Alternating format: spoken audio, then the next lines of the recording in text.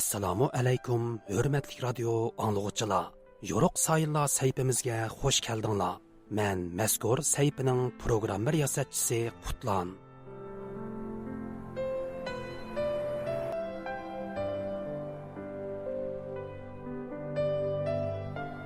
1965 yili 6 ayning 14 kuni bir ömür vatani uchun tipirlagan bir o'tliq yurak so'qishdan to'xtaydi.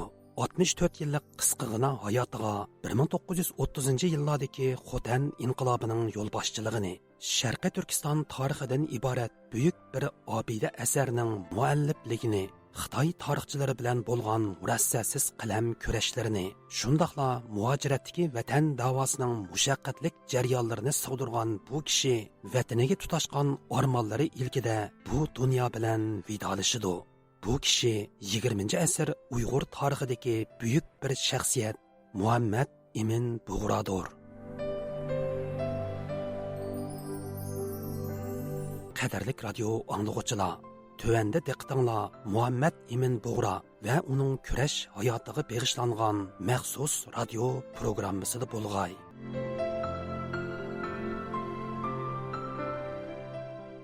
Muhammad Emin Bug'roning birinchi hijratdan keyin vatanda o'tkazgan qisqagina 5 yillik hayoti uning umr musobasidagi unutilmas yillar bo'lgan edi. Bu jarayonda uning janubga safar qilib, Xotan viloyatining demokratik saylamiga nazoratchilik qilishi va Komindang harbiy doiralari bilan tig'ma-tig' elishishi Bug'roning siyosiy kurash hayotidagi eng amaliy, eng keskin sayfilarning biri bo'lgan edi. Darvaqa 1946 yili 6 oyda ili inqilobchilari bilan Komindang markaziy hukumati o'ttirsida 8 oyga so'zilgan tinchlik suhbati oxirlashib, 11 bitim imzolandi. Shu yili 7 oyning 1 kuni bitimning ro'yi bo'yicha Urumchida o'lkulik birlashma hukumat qurildi. Orqadan joylarda demokratik saylam xizmati boshlandi.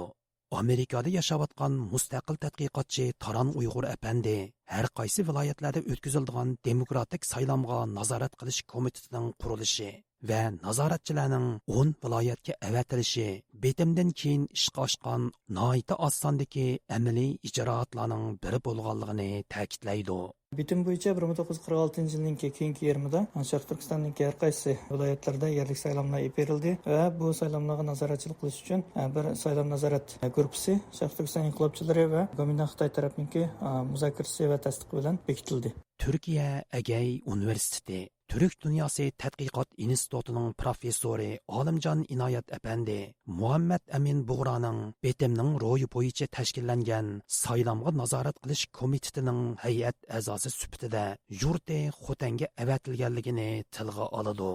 Komindang hükümeti bilen ili hükümeti o'ttirsida birleşme hükümet kurulgandan keyin 11 bitimdeki maddelarga asasen 1946 yılının ahırlarında nahiylik kengaşının a'zolari ve hakimler demokratik usul bilen saylap çıkıladigan bo'lgan. Muşu münasebet bilen ülkelik hükümet saylamga nazorat qilish guruhlarini kurup Muhammad Emin Bug'roni Xotan viloyatining saylamiga Sayfiddin Azizini, Qashqar viloyatining saylamiga Burxon Shehidini Yakkan viloyatining saylamiga nazorat qilish guruhiga mas'ul qilib avatgan.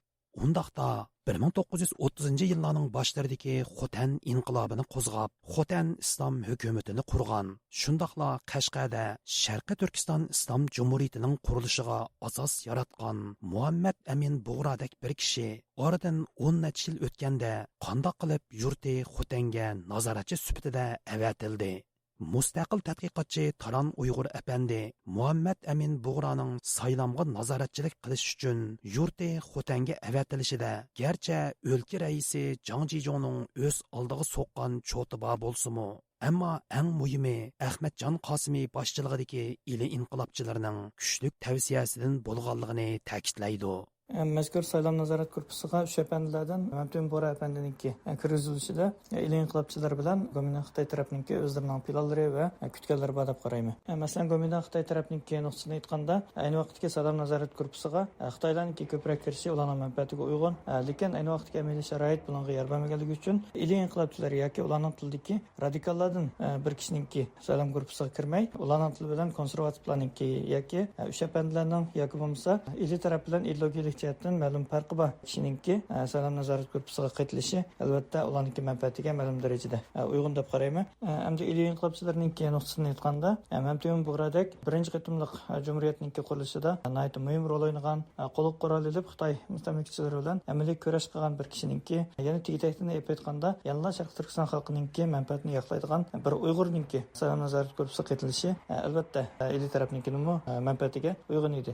Bundan boshqa yana burun ili tarafningki Mamtun Bug'ra apandini o'lkalik hukumatningki muavin raisligiga ko'rsatganligidek bir tarixni nazarga olganda shundoqla Ahmadjon Qosim apandilar Mamtun Bug'ra apandiningki shaxsiy do'stligi va bir-biriga bo'lgan hurmatini nazarga olgan vaqtda albatta Mamtun Bug'ra apandiningki saylov nazorat guruhiga qaytilishi ili tarafningki bir g'alabasi deb qarayman. Professor Olimjon Inoyat apandimi Muhammad Amin Bug'raning saylamga nazorat qilish uchun yurti Xotanga avatilishida uning Xotan xalqi orasidagi ta'siri va obro'yining oldin o'ylashilganligi Zhang Jijonning Bug'raning ta'siridan foydalanib vaziyati davolg'ib turgan Xotan viloyatini tinchlantirishni o'ylagan bo'lsa, ili tarafning qurolliq inqilob tajribasiga ega Bug'raning ta'siridan foydalanib milliy ozodlik inqilobining ushqunlarini Xotan viloyatiga kengaytirishni orzu qilganligini eskartidi.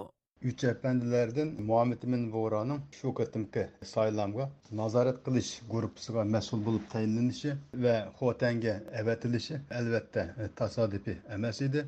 Ma'lum bo'lgandek, Muhammed Emin Bug'ra ommaviy asosi kuchlik, obro'ylik va nopuzlik kishi edi. Xotanda kishilar tarafidan Hazratim deb hurmatlanadi.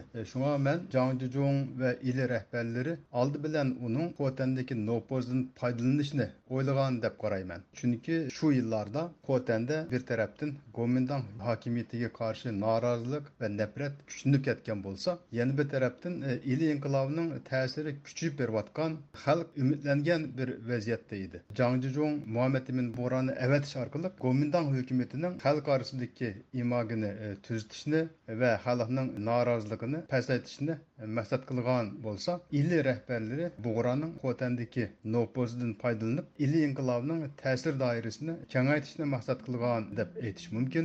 Halbuki betimdagi matlarning reallikda amaliylashishi intayin qiyin bo'ladi.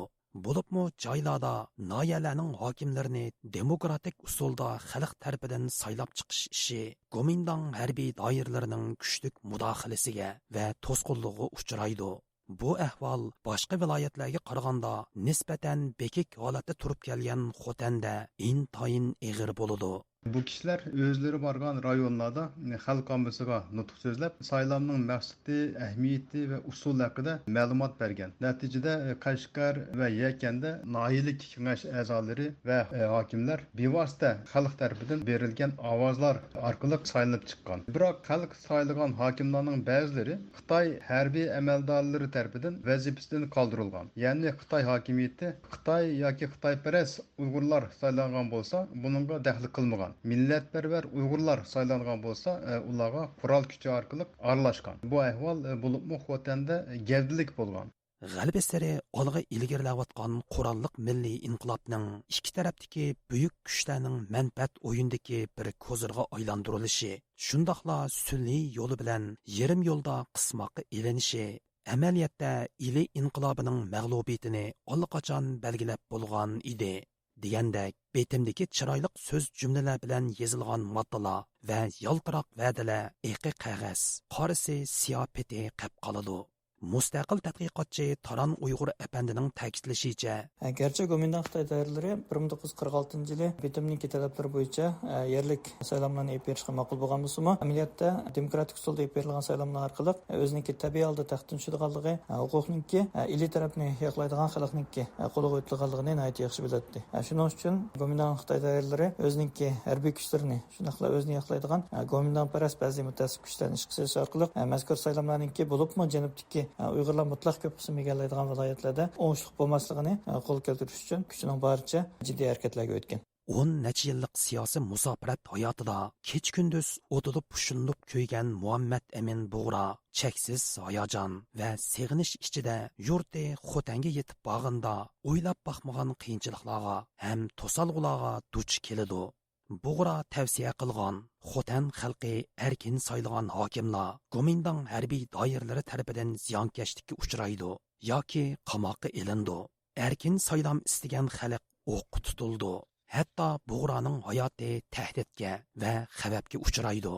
Professor Olimjon Inoyatning ilgari surishicha, Bug'ra Xotan viloyatida o'tkazilgan saylam jarayonida qatma-qat besim va qiyinchiliklarga, to'sqinliklarga, tahdidlarga uchragan. Bu haqda Sayfiddin Azizning aslamalarida, Burxon Shaydining aslamalarida, o'zining aslamalarida tafsiliy ma'lumotlar berilgan. Bug'ra Xotanga kelganda Gomindang harbiy kuchlari go'yo Bug'raning bexatarligini qo'g'digan bo'lib olib, rayonda harbiy holat yurgizgan. Shunday qilish orqali Bug'raning xalq bilan uchrashishiga, xalqning Bug'raga yaqinlashishiga to'sqinlik qilgan. Bug'raga ochiqcha tahdid solgan. Hatto suiqasd qilmoqchimi bo'lgan.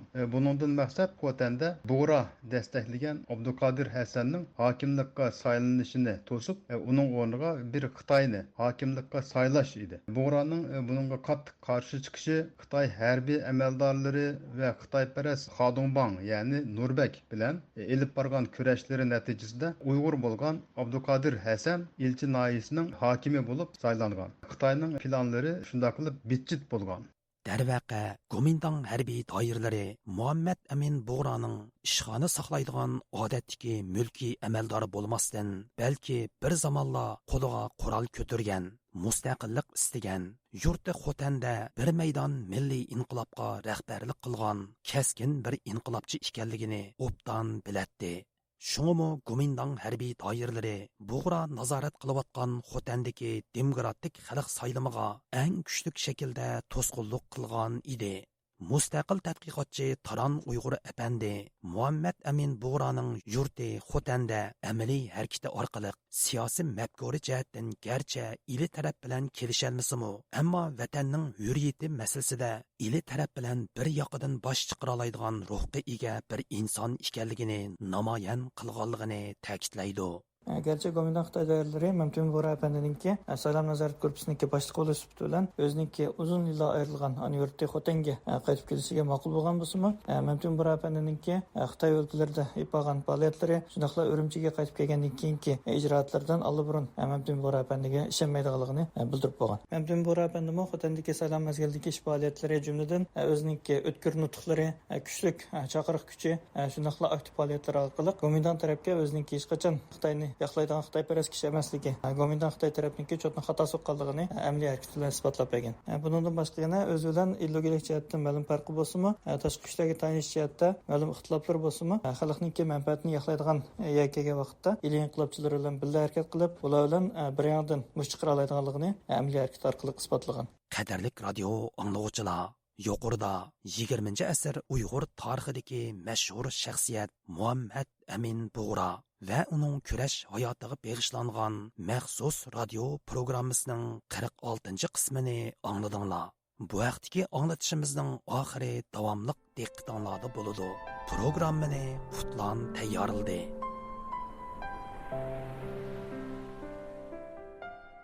Qimmatli radio anglovchilar, shuning bilan Yo'riq Sayillar sayfisining bugungi anglatishi bu yerda oxirlashdi. Sayfimizning kelar haftalik sonda ko'rishayli. Xush vaqt bo'linglar.